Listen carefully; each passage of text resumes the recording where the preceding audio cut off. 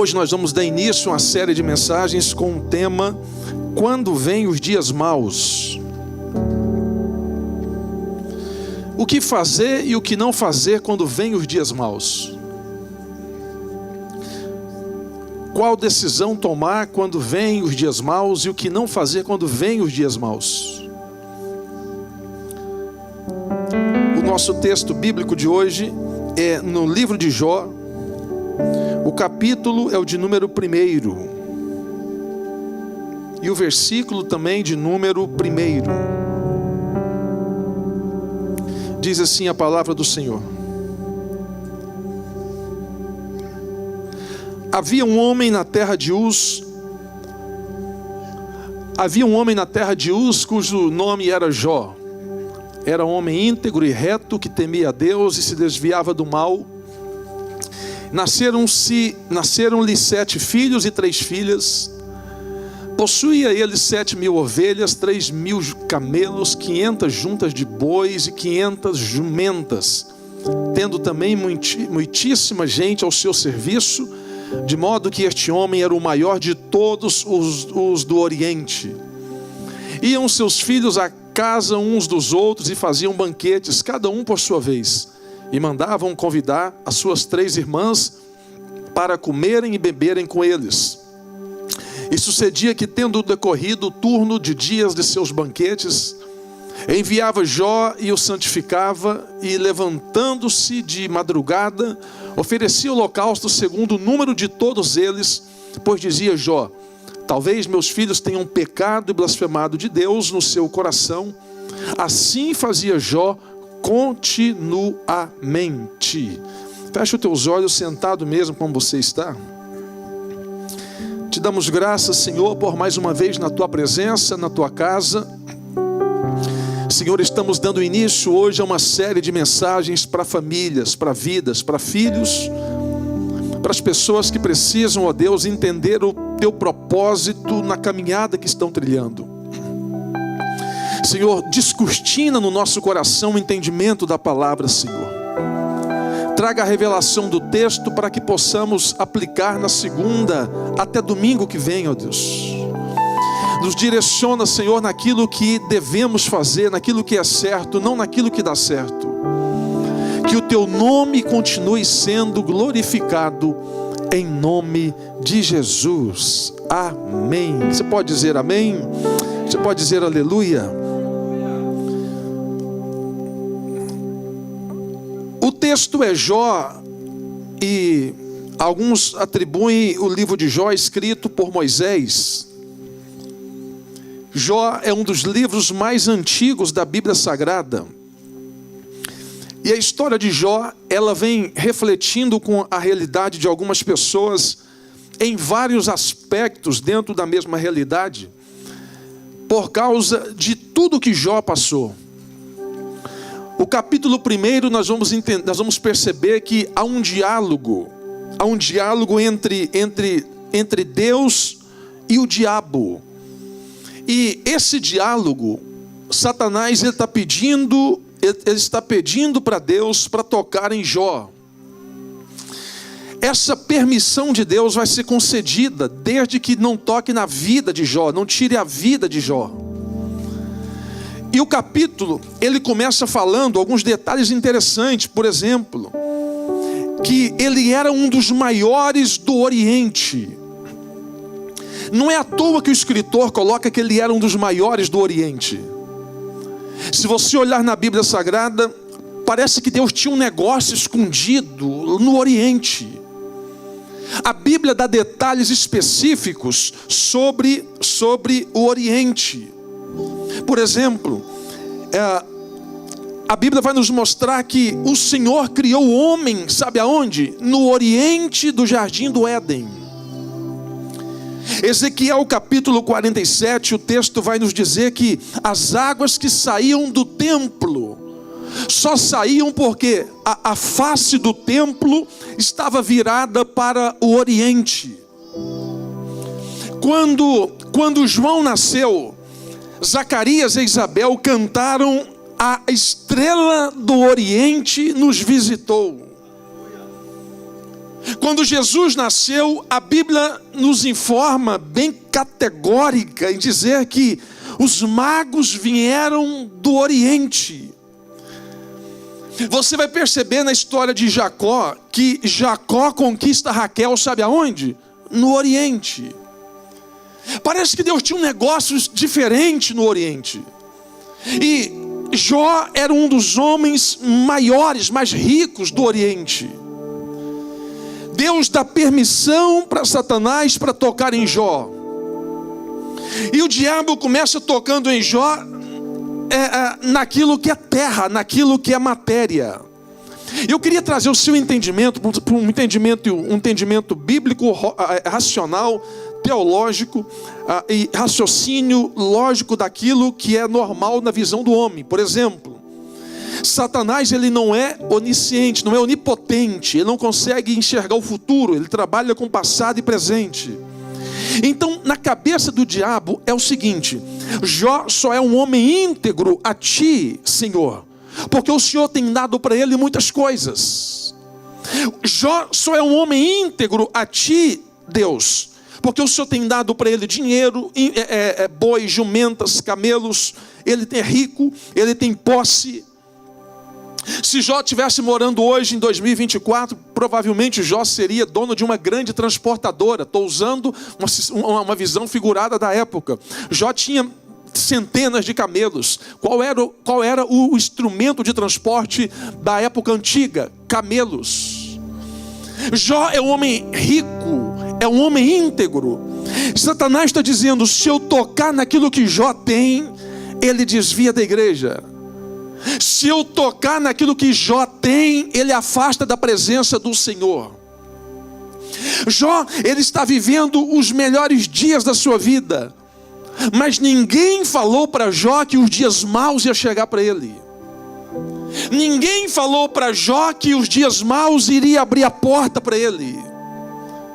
Ninguém falou para Jó que o cardápio da vida, a partir daquele dia, o alimento, a rotina diária seria os dias maus.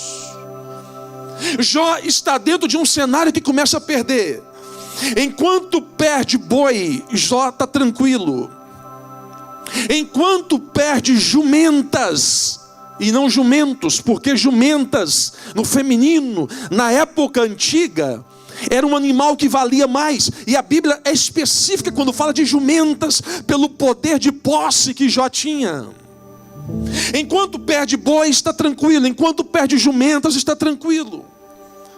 Enquanto perde funcionário, ou melhor, não na pessoa, mas perde o serviço exercido, está tranquilo. Porque na cabeça de Jó é o seguinte: eu quero ver até onde ela aguenta. Eu quero ver qual é o limite. Na cabeça do diabo eu quero ver onde é o limite de Jó. Eu quero ver aonde está a força de Jó. Jó está perdendo bois, mas continua crente. Está perdendo jumentas, continua crente. E Jó começa dando uma aula para nós.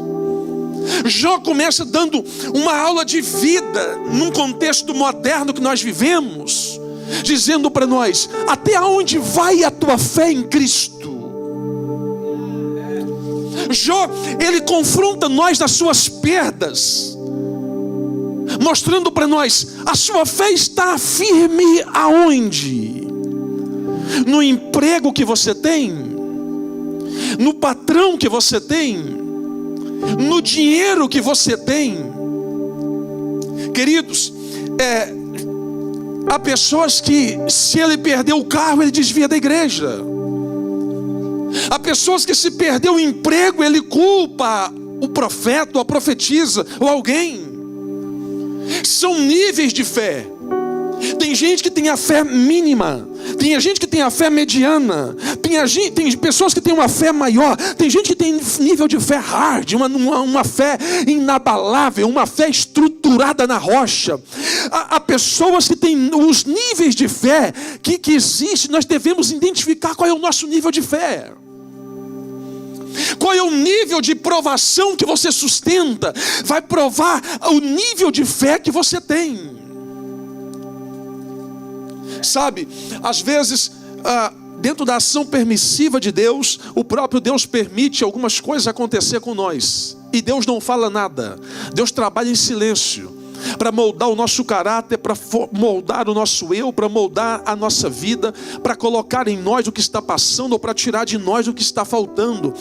Deus não é Deus de ficar dando tudo o que você quer, tudo o que eu quero. Já teve dias, talvez eu, você, nós, sabe aqueles dias, os dias maus, quando vem, que você chora sozinho, e você não quer que ninguém vê o seu choro, porque parece sinal de fragilidade, mas na verdade não é sinal de fortaleza. Porque chorar em Deus é segurança, chorar sem Deus é fraqueza. Chorar em Deus na baixa é sinal que você está sustentado por alguém que é maior do que você. Chorar sem Deus na baixa é sinal que você está abandonado na terra que você vive. Só que Jó está dizendo: eu não sei o que está acontecendo, mas eu continuo crendo no Senhor. Eu fiz algumas anotações aqui. Por 5 vezes Jó teve crise de choro. Está no texto bíblico. Por 5 vezes não foi chorinho, foi crise. Não é aquele chorinho que você passa a mão. Não, crise de choro é quando você começa a chorar sem saber o que está acontecendo. E não, ele teve 5 vezes crise de choro. Por 30 vezes Jó está olhando para os céus e está perguntando: o que está acontecendo comigo? E Deus está calado. Por 30 vezes Jó está olhando para o nada e está dizendo: Deus, o que está acontecendo comigo? E Deus está em silêncio. Sabe uma coisa, gente? Às vezes o que mais dói não é quando Deus fala com o profeta.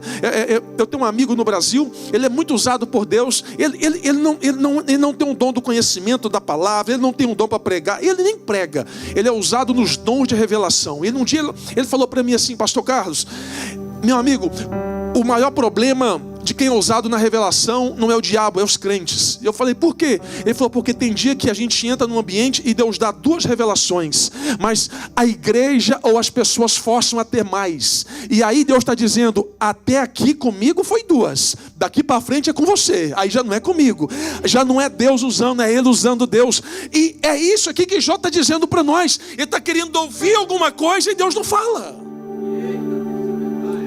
Ele está querendo ouvir alguma coisa e Deus está em silêncio. O silêncio de Deus dói. Dói porque você está dizendo: Deus, usa alguém. Deus não usa. Deus, fala comigo. Deus não fala. Você está dizendo: Deus, o que está acontecendo? Deus não descortina a realidade da tua vida, porque há algo de permissão de Deus ali, como tratamento, como cura, como livramento, como resposta de oração lá na frente. Você não vai entender agora, mas só tem uma coisa, e Jó está nos ensinando. Jó está dizendo: não perca a tua fé no Deus que você serve pelas perdas que você tem. Pode perder bois, pode perder jumentas, pode perder camelos, mas continue crendo que Ele ainda é o Senhor da sua vida, e é Ele quem vai sustentar você nas baixas. Por alguns momentos, ou por um momento, aí vem os amigos de Jó: Elifaz, Bildade, Zofar e Eliú. Eles começam a olhar para Jó e estão dizendo: Jó, tudo isso que está acontecendo, provavelmente você deve ter pecado. Porque se tem uma coisa que nos confronta dentro da religiosidade, sem um entendimento bíblico, é achar que tudo de ruim que está acontecendo é causa de um pecado que foi cometido e que não foi resolvido. Jó não tinha pecado, Deus estava permitindo. Gente, entenda uma coisa: o dia bom e o dia mau vem para todo mundo. Foi Jesus que disse: nesse mundo você não vai ter só oba-oba, não, tereis aflições. Mas ele sela no final: fica tranquilo, fica de boa, porque eu estou contigo, estou com vocês. Os amigos de Jó estão olhando para Jó e estão dizendo: será que você pecou? O que você fez de errado? Porque a primeira coisa na mente do religioso que não entende o processo, e tem um detalhe: quem está dentro entende o processo, quem está fora não sabe o que está acontecendo. Por isso que na hora da baixa da vida, nas condições ruins da vida, e aqui eu aprendo aplico a primeira parte do tema da mensagem. O que não fazer nos dias maus? O que não fazer? Não abrir o seu coração para quem não tem o propósito em Deus. Porque às vezes você está passando os dias maus e você vai abrir o teu coração para quem não vai resolver nada. Pastor, mas tem jeito de crente, mas não tem essência. Não abre, fica calado. Tem problema da minha volta, à sua volta, no seu trabalho, no nosso trabalho, que nem todo mundo tem preparo psicologicamente, espiritualmente suficiente para resolver. E às vezes o silêncio é a melhor resposta na hora da dificuldade. Jó, ele está dando uma aula para nós. E é interessante porque dentro da cultura judaica, durante 7 dias eles fazem o jejum do silêncio, que é cultural. O jejum do silêncio, em 7 dias, eles esperam que Deus manifeste. Em 7 dias de silêncio, eles estão fazendo o jejum da resposta, e Deus não traz resposta. E Jó mais uma vez pergunta: Deus, por quê? E Deus está em silêncio. Você já teve sensação de parece que está orando e a oração bate no teto e volta? Já teve aquela sensação de você estar orando, e oração é tão espiritual que você começa a orar, dá sono. Você começa a orar, dá vontade, começa a bocejar. Você começa a orar, dá vontade de dormir. Você começa a orar, alguém chega para atrapalhar. Você começa a orar, é tão espiritual, porque se você senta para ver um jogo, você fica ligado. Se você senta para assistir um filme, você fica ligado. Se você ajoelha para orar, parece que baixa, muda tudo o ambiente. Jó está perguntando a Deus por quê, e Deus não está respondendo nada. Sabe, quem sabe o Espírito Santo está falando ao teu coração nessa noite. Não reclame dos dias maus. Não reclame das permissões que Deus coloca na minha vida e na sua vida ao longo dos dias. Às vezes os dias maus, ele vem para moldar o nosso caráter. Gente, a gente tem que entender isso aqui, ó. O deserto não revela Deus diante de nós. O deserto revela nós diante de Deus. Os dias maus não vêm para mostrar quem é Deus na nossa vida. Os dias maus vêm para mostrar quem somos nós diante de Deus na baixa. Os dias maus não é para matar. Você nunca vai chegar num velório, vai ter alguém dentro de um caixão, e você vai perguntar: morreu de quê? Morreu de luta. Não, luta não mata. Morreu de prova não mata. Há algo específico de Deus ali como tratamento. Jó, ele está perguntando a Deus por quê, e Deus está em silêncio. E aí eu vou dizer um negócio para nós: não confunda a vontade de Deus com permissão de Deus. Não confunda a vontade de Deus com permissão de Deus, porque a vontade de Deus, ela é boa, perfeita e agradável. A permissão de Deus são as consequências nossas do livre-arbítrio que Deus nos deu, das decisões que nós tomamos e não queremos aceitar. Então, quando Deus permite alguma coisa, é para o nome dele ser glorificado. Até na luta, eu vou dizer algo para nós. Às vezes tem resposta de Deus que vem embalada no formato de luta na prateleira da vida. Às vezes a resposta de oração que você quer não vem na bonança, não vem na serenidade, não vem na brisa suave. A resposta de Deus, ela vem no meio de um furacão, ela vem no meio de uma tempestade, ela vem no meio de algo que você não imagina. E aí que precisa estar ligado entre céu e terra e céu. Há uma irmã na nossa igreja, ela deve contar o testemunho por alguns dias, qualquer dia desse, que a resposta que ela esperava de Deus veio com um furacão que veio na América. E ela conseguiu entrar na América por causa de um furacão. Não foi brisa, foi furacão. Então, dentro de um furacão, Deus permitiu uma situação por nome dele ser glorificado na resposta de oração dela. O furacão passou numa corte e levou todos os processos. Não ficou nada em arquivo. E quando ela voltou para saber dos processos que estavam lá, falou: não tem nada seu aqui mais, não tem nada no seu nome. Ela entendeu que aquilo era uma resposta de Deus no meio de um furacão. Às vezes a gente precisa entender o que está acontecendo à nossa volta. Há uma passagem interessante quando Deus fala com Elias, no livro de 2 Reis. Elias esperava o terremoto. Deus não veio no terremoto, Deus não veio no fogo, Deus não veio na tempestade. Deus veio numa brisa suave. Repare que às vezes Deus vem no fogo, Deus vem no olho do furacão, mas Deus também vem numa brisa suave. Às vezes Deus não usa quem você está imaginando, mas Deus usa quem você menos imagina. Sabe qual é o grande perigo nosso? Nós, ainda mais falando de América, nós queremos colocar nossa confiança em homens e esquece de colocar nossa confiança em Deus. E a pergunta que eu faço para nós é: como que está a sua confiança no Senhor? Como que está a sua confiança? Não é no patrão, é no Senhor. Capítulo 1, primeiro ataque de Jó. Ele perde os bois, ele perde as jumentas, ele perde os servos. Depois ele perde as ovelhas. Depois ele perde os camelos. Olha as perdas. Até perder os filhos. Tocar no boi vai, tocar na jumenta vai, tocar na ovelha vai, mas não toca no filho não. Tocar no filho altera tudo, mexe tudo, envolve tudo. Quando toca no filho, nos filhos, o versículo 20, o texto vai dizer que Jó humilhou a Deus e adorou a Deus. Jó se humilhou e adorou. Quando toca nos filhos, Jó, ele quebranta, ele adora. Isso aqui vai em outra chave para nós: o que não fazer nos dias maus. Os dias maus nós somos tendenciosos a procurar um culpado no meio de tudo. Os dias maus nós queremos saber por que Deus está permitindo aquilo. Os dias maus é o melhor cenário que o inimigo usa para tirar a tua paz, a tua fé, a tua alegria. Sabe aquela segunda que você levanta e está tudo de perna para o alto? Sabe aquela segunda que você levanta e está tudo dando errado? Aquela segunda que você levanta e já recebe uma ligação ruim, o dinheiro não deu, a situação não aconteceu. Sabe a segunda tenebrosa? É o melhor cenário para provar a nossa fé em Cristo.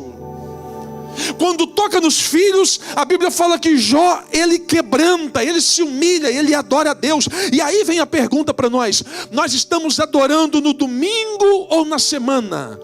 Nós estamos cantando no domingo ou na semana? Porque adorar no domingo é bonito, adorar no domingo é lindo, adorar no domingo durante a semana na igreja, no final de semana na igreja é bonito. Mas o negócio pega, e a prova nossa de crente, ela se dá quando apaga a luz, nós vamos embora. É quando a resposta ruim chega, é quando a notícia ruim bate na porta, é quando a situação sai do seu controle. É lá que Jó está dizendo para nós: aprenda a adorar no meio do nada, aprenda a adorar longe de tudo e de todos, aprenda a adorar longe de quem não está vendo, aprenda a adorar. Não é murmurar, é adorar. Não é reclamar, é adorar. Não tem leite, mas estou adorando. Não tem dinheiro, mas estou adorando. A resposta é contrária, mas eu estou adorando. Por quê? Porque aquele que conhece os céus e a terra, ele ainda continua no controle da minha vida. Levanta a sua mão, crente, eu vou liberar uma palavra. Deus está dizendo: me adore no meio do tudo, me adore na baixa, me adore na alta, me adore, porque a tua adoração quebra cadeias.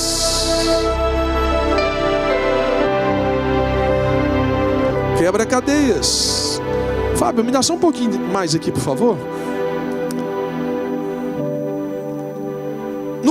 No versículo 20, Jó, ele reconhece o seu estado de profunda desgraça. E no versículo 21, ele vai bendizer o nome do Senhor.